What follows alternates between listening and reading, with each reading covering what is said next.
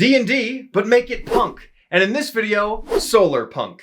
How do you bring Solar Punk into your D&D worlds and characters? Today we'll find out by going green. Hello Acolytes, welcome to the Cleric Corner. My name is Riker, and here we talk about all things Dungeons & Dragons, tapping into our higher powers to create worlds more unique and stories more impactful. Solar Punk is described as a world where humanity, nature, and technology thrive together. A colorful future that sheds dystopian vibes and replaces it with a future of hope. It is often a call to action to create this world that we imagine. A world where we live in perfect harmony with the environment instead of endangering it with harmful fossil fuels and tearing down rainforests. It is about advancing technology in a way that is beneficial to the longevity of the world, and in most cases, it is expressed as an eco-socialism or eco-anarchism. Put too much capitalism in government and you are closer to a greenwashed cyberpunk. So let's explore how to make your D&D game Solar Punk, and to fit Solar Punk themed characters within it, and how to find other inspiration from other media that you can pull from. First, let's look at the world. You can either choose to create a homebrew setting that is completely Solar Punk, exploring the ecological and ethical threats that may endanger your way of life, or your attempts to get there. Or in contrast, have a portion of your world be striving for Solar Punk, while the rest of the world maintains a different worldview. In this case, exploring more of the political and evangelical threats of one way of life juxtaposed with so many others. But either way, strive to explore the themes of social ecology, environmentalism, and anti-capitalism. Conflicts can still arise when two parties within a Solar Punk community differ on the best ways to implement these green values, especially when greenwashing is a thing where organizations make seemingly green movements to appease a community, but is more about gaining profit than it is to actually uphold those standards. But Solar Punk themes are also about ingenuity, generativity, independence, community, and localized resilience. Explore the struggle of balancing the needs of the local ecosystem and orientating your place within it. And since we often have magic in D&D settings instead of technology, it is easy to make the same connections. Communities run by druids that use spells like plant growth and create food and water to benefit everyone. The leading source of magic is primal or nature magic instead of arcane or even divine. Make the purpose of magic to heal the world and to bring nature and humanity to unity. But what might be a really interesting dilemma in a game is finding out that magic itself isn't green in some way, but is damaging to the environment or stealing energy from another plane of existence. How are you going to fix it? Perhaps many spells are not used. Destructive magics like Fireball and Erupting Earth, those that might damage the environment. And then spells in the schools of necromancy or conjuration are, in contrast, encouraged. With Solar Punk living also comes smaller solar communities that share their energy and resources.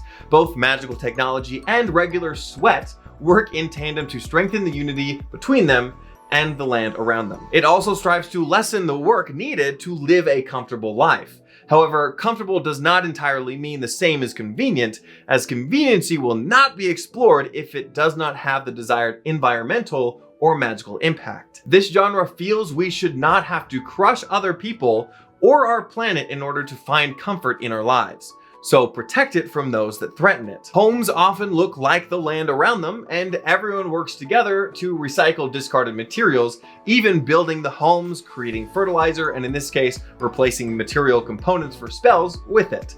It is a community that puts value on things crafted by hand, making tools and mundane objects each a work of art, appreciating artisans and craftspeople in the community. So stonemasons, smithies, jewelers, and tailors to name a few. Some other technology used in a Solar Punk setting may include coppicing or pollarding, which is a specific way of harvesting trees, wastewater agriculture, which uses human waste in a more effective way, and guerrilla gardening, where the community plants flowers and food all around the city, even creating food forests where a diverse menagerie of food is planted more naturally than in road gardens and is thus more self-sufficient.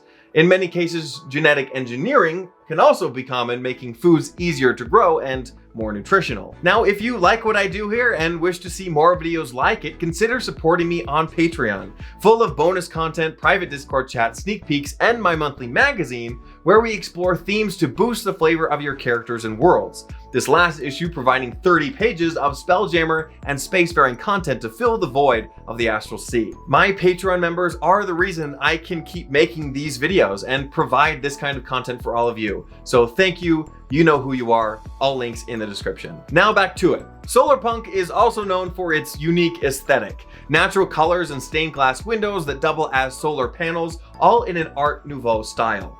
For its inhabitants, that includes fashion that is both sustainable and celebrates individualism.